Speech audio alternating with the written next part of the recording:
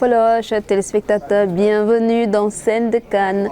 Vous êtes friands de la dernière actualité concernant cette compétition de la Cannes Total Énergie 2021 qui se joue ici au Cameroun depuis le 9 janvier dernier. Pour vous servir, ils sont plus nombreux que d'habitude. Ce sont des journalistes qui couvrent cette édition spéciale à 24 équipes au Cameroun. Comment est-ce qu'ils travaillent? Sont-ils sous pression? Ont-ils de l'angoisse? Nous les avons suivis et nous avons également suivi la commission média qui va donc nous servir de guide à Olembe et dans d'autres zones du Cameroun. Allez, on y va!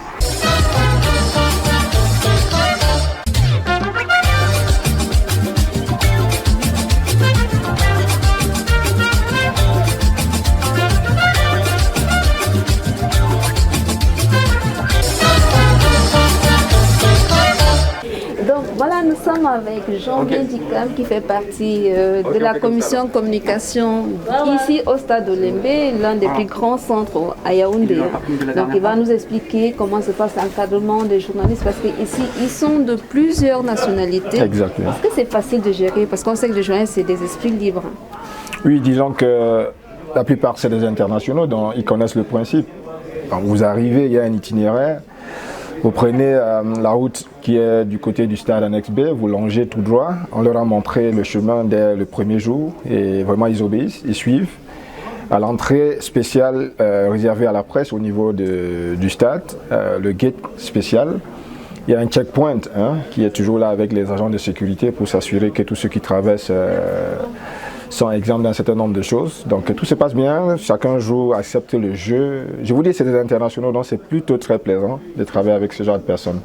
Alors, mais souvent, il y a des petites frictions en termes de limitation d'espace et autres. Est-ce que ici, il n'y a pas ce genre de problème? Disons que la chance que nous avons au stade d'Olembe, c'est que nous avons l'espace presse, au niveau de la tribune presse. C'est à peu près 250 personnes qu'il faut. Bon, vous comprenez que c'est tout un stade en fait. Dans le premier jour, on a eu des petites frictions parce qu'on s'est dit qu'il faut respecter un certain nombre de choses, c'est-à-dire la distanciation et tout. Donc, on a imposé un nombre strict de personnes qui devaient être là-bas. Mais face à la pression, on a été obligé de lâcher du lest. Étant donné que bon, tout le monde était vacciné. Le premier jour, tous ceux qui sont venus étaient vaccinés. Ils avaient suivi le protocole sanitaire qu'il fallait.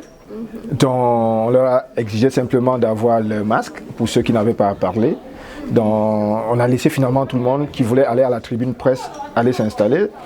Tous ceux qui sont des opérateurs d'image sont allés calmement du côté de la main courante faire leur travail sans souci. Et à la mi-temps, tout le monde est revenu, il y avait de quoi se rafraîchir, de quoi manger un bout. Vraiment, c'est tout le monde qui était content parce qu'il y avait des gamelles, beaucoup découvraient un peu l'art culinaire du Cameroun. On mange beaucoup ici à Olembe. Oui, ça c'est clair. C'est tous les journalistes qui étaient contents, donc il y avait suffisamment à boire. Quand je dis à boire, il y avait des jus, il y avait de l'eau. Et tout s'est très très bien passé le premier jour. Et à partir du troisième match, parce que le premier jour il y avait 2 matchs, avec la présence du chef de l'État, avec tout ce qu'il y avait comme contraintes sécuritaires, malgré ça les journalistes ont obéi et franchement tout s'est bien passé. Et dès le troisième match, c'était déjà comme une leçon connue, chacun venait, il savait ce qu'il avait à faire. Ceux qui venaient un peu plus tôt retiraient le SID, c'est-à-dire que le sticker qui vous permet d'aller soit en zone mixte, soit en zone de conférence de presse à la fin du match. Et mélangé à tout ça, il y avait déjà 2-3 navettes que le comité local d'organisation avait déjà mis à la disposition. Donc on a commencé à faire la navette. Prendre les journalistes depuis le ministère des Sports, depuis le Hilton, depuis l'hôtel Jouvence, bref.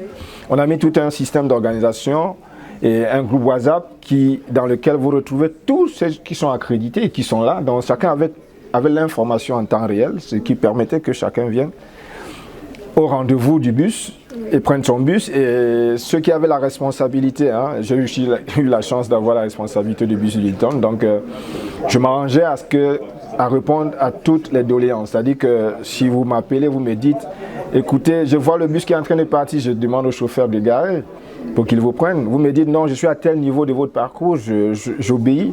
L'essentiel est tant que chacun arrive à Olembe dans de très bonnes conditions. Maintenant, à la fin, pour rentrer, vous avez vu aujourd'hui là, les Lions ont joué, il y avait du monde, il y avait beaucoup de journalistes. Après ça, des journalistes sont allés en zone mixte, d'autres sont allés en zone de conférence de presse. Nous, on leur a donné pratiquement 2 heures de temps pour que chacun se mette à l'aise. Il y en a qui viennent, qui doivent encore aller en salle de presse pour pouvoir envoyer 1 ou 2 éléments. On leur a donné suffisamment de temps. Et maintenant, vous m'avez pêché quand j'étais en train de partir déjà avec les derniers, hein, pour aller prendre le bus et rentrer par notre itinéraire. Et on laisse les uns aux autres en route.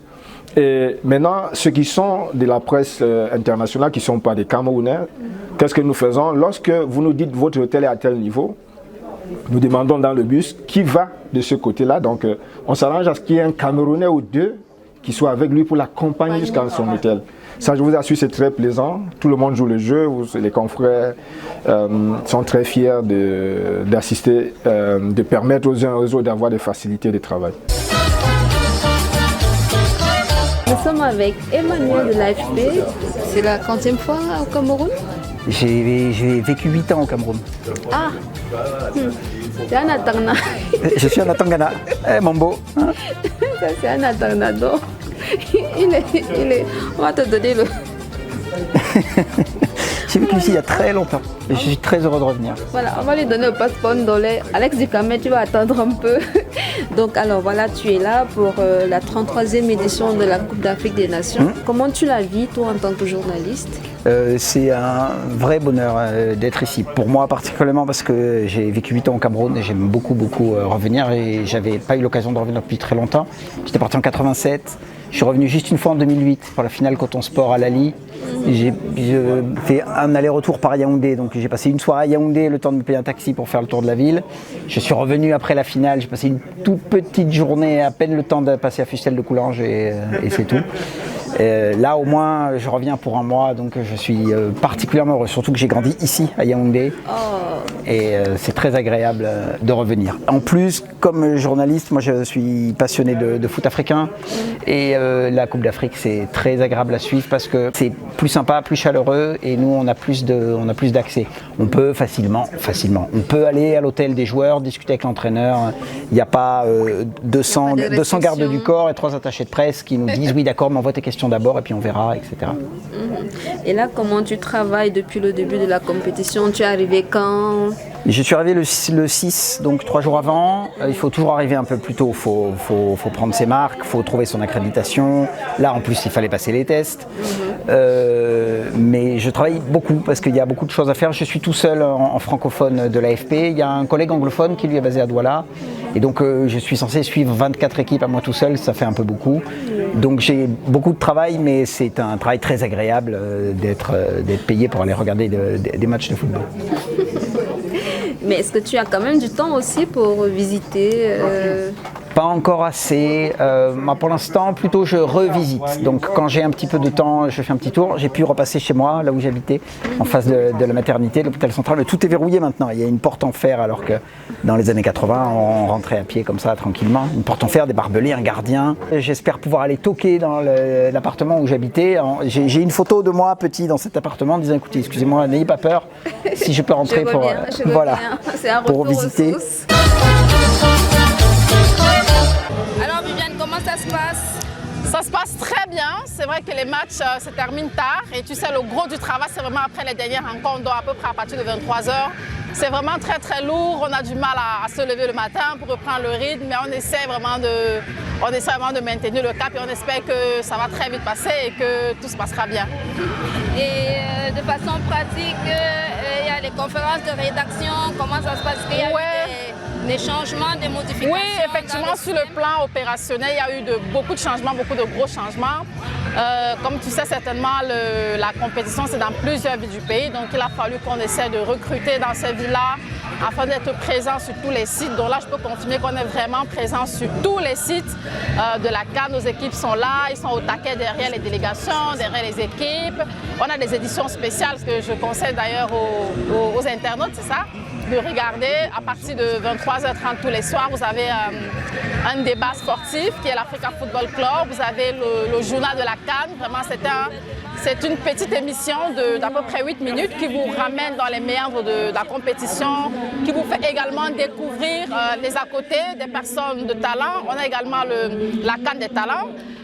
C'est un programme qui permet vraiment d'aller à la rencontre de ces jeunes, des personnes qui innovent. Les équipes de la CAN des talents vont vraiment dans toutes les régions. C'est cet espace de discussion, c'est cet espace d'échange entre les anciens internationaux qui se repartagent leurs souvenirs, qui discutent dans une ambiance décontractée, qui partagent avec les téléspectateurs ce qu'ils ont vécu il y a peut-être 50 ans, il y a 20 ans, il y a 30 ans. Donc c'est un peu comme ça que se présente notre déploiement. Est-ce que l'accès à l'information est facile? Oui, jusqu'ici on n'a vraiment pas de problème. On est vraiment très bien reçus. Si on a des difficultés, il y a la CAF qui est vraiment très disponible. Jusqu'ici on n'a eu aucun problème sur le plan organisationnel, on n'a eu aucun problème sur le plan d'accès à l'information. Même en cette période de coronavirus, pour les équipes qui sont à l'intérieur des régions, vraiment ils n'ont aucun problème. On a été très bien accueillis par nos confrères camerounais. C'est un peuple joyeux, un peuple hospitalier. On n'a pas de problème. L'organisation est bien faite. On a toutes les informations. On fait nos tests anti-Covid avant de rentrer au stade. Les salles de presse sont bien climatisées, grandes, avec des écrans partout, des volontaires qui sont là pour nous aider. Franchement, très bien. Et puis voilà, on fait nos trucs, nos reportages tous les jours. On est ici d'ailleurs pour couvrir ce match de l'amitié entre les journalistes sportifs camerounais et étrangers. Donc voilà, ça se passe très bien. On est très heureux, mais je savais, vous savez, quand on est le Cameroun, on est un pays de football, on aime le football, ça peut que bien se passer pour la Coupe d'Afrique des Nations. Et on espère que ça va continuer comme ça.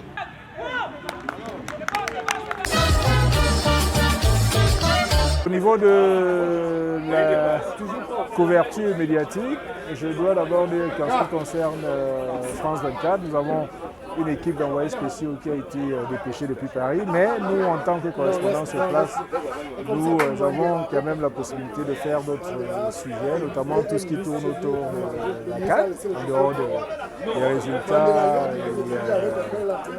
et des comptes rendus de match proprement dit. Au niveau de Calac FM aussi, nous avons prévu un journal de la CAN quotidien d'une quinzaine de minutes qui revient à la fois sur les résultats, mais qui fait aussi dans du reportage et sur tout ce qui tourne autour de cette Coupe d'Afrique des Nations. En ce qui concerne l'accès à l'information, ce que je peux dire, c'est que les règles sont assez strictes quand même au niveau de la Confédération africaine de football, mais nous réussissons quand même à trouver le moyen d'obtenir les informations dont nous avons besoin, en sachant que nous nous intéressons aussi essentiellement à ce qui tourne autour de la compétition, les fan zones par exemple, les commerçants qui essayent de faire de bonnes affaires, l'ambiance autour des stades, la manière dont les Camerounais vivent la compétition en dehors des stades. Donc tout ceci nous permet quand même de travailler de manière complète. Sur le plan de l'organisation, on va au stade en bus, tout se passe bien. Arrivé au stade, on regarde des matchs sans aucun problème. Même quand on n'a pas fait la demande du pass-match 24 heures avant, on écrit nos noms sur la liste d'attente et après on a des passes. Je suis au Cameroun depuis le 6 janvier, 3 jours avant la Coupe d'Afrique des Nations, pour véritablement connaître l'atmosphère et l'environnement avant le début de la compétition. Il faut dire que depuis que je suis là, c'est tout un plaisir pour moi parce que l'accueil a été chaleureux.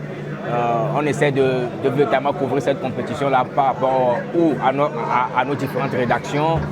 Je fais beaucoup de navettes. Il faut dire que je suis à Douala pour le match de la Côte d'Ivoire et de l'Algérie. Je suis à Yaoundé pour couvrir les matchs du Cameroun, le pays organisateur, avec toute l'ambiance qu'il y a au niveau du stade Olembe.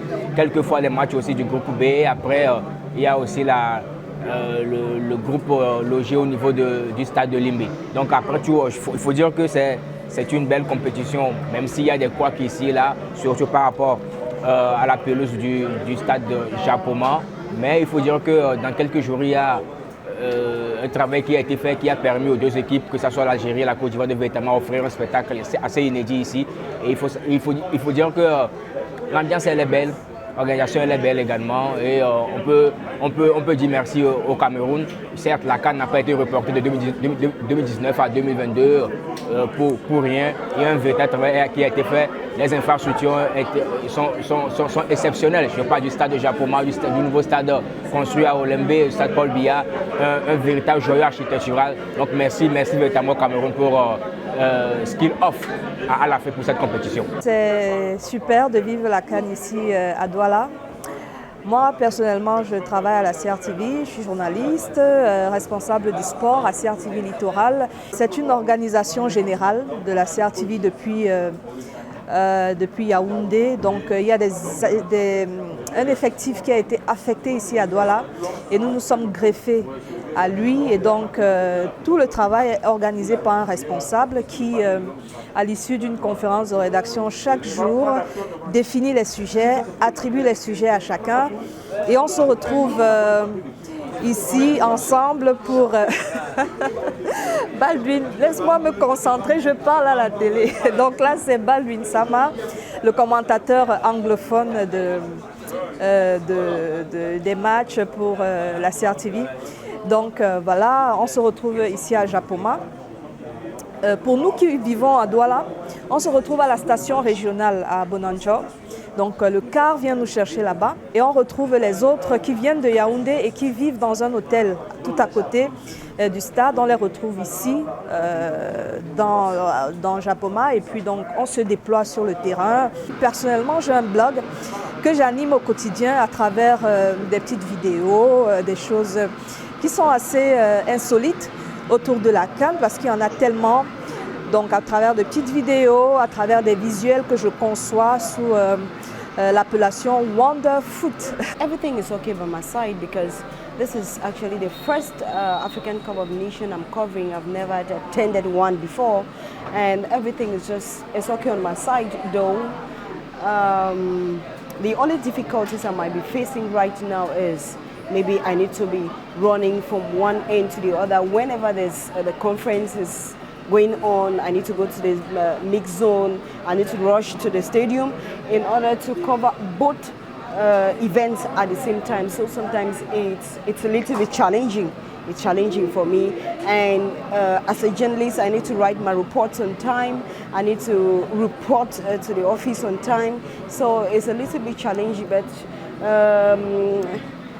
all of it, we still try to arrange everything, to program ourselves, to make sure that everything work positively or maybe in the right direction. I must say I'm just okay. I'm just so fine. I am okay, or shall I say, I feel happy because I'm meeting new faces, other journalists from different medias, and we have to exchange and I get different experience. Depuis que la CAN a commencé, je dirais d'abord que c'est avec une grande fierté parce que le Cameroun a su accueillir l'Afrique. J'étais au premier match où le Cameroun a dominé son adversaire et ce que je constate c'est que depuis ce jour, et apparemment nous sommes pratiquement vers le milieu du tournoi qui est la phase éliminatoire. Les équipes ont été vraiment de grande qualité. Parce que quand je prends une équipe comme la Côte d'Ivoire qui au départ a été vraiment difficile, on se disait même que la Côte d'Ivoire devait être éliminée, mais qui surgit après juste le troisième match. On comprend que les équipes se valent. Nous avons vu également l'équipe du Cameroun qui est en train de démontrer vraiment la grande classe. Bien, voilà, chers followers et chers téléspectateurs, c'est ici au siège de l'Union africaine de radiodiffusion que nous achevons cette édition spéciale Scène de CAN à la suite des journalistes accrédités à cette 33e édition de la Coupe d'Afrique des Nations. Certains sont à la quête de l'infox, mais vous avez aussi des professionnels qui sont à la quête de la bonne information. Je vous dis à très bientôt pour un autre numéro.